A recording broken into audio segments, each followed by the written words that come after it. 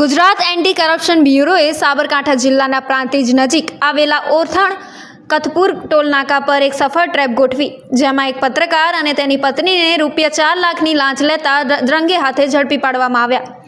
આરોપી કેતન કુમાર કાંતિલાલ પટેલ, જે દિવ્ય ભાસ્કરના પત્રકાર, આપકા સંદેશ સાપ્તાહિકના તંત્રી અને આરટીઆઈ એક્ટિવિસ્ટ તરીકે ઓળખાય છે, તેણે એક જાગૃત નાગરિક પાસેથી તેની વિરુદ્ધ એસીબીમાં કરેલી અરજીનો નિકાલ કરવા માટે ₹5 લાખની માંગણી કરી હતી।